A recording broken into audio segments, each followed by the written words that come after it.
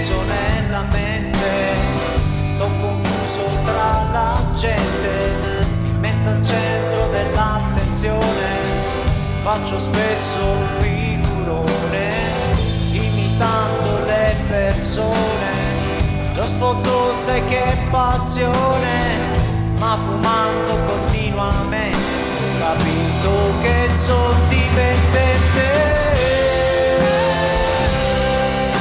Tossico, tossico, lo sballo è il minimo.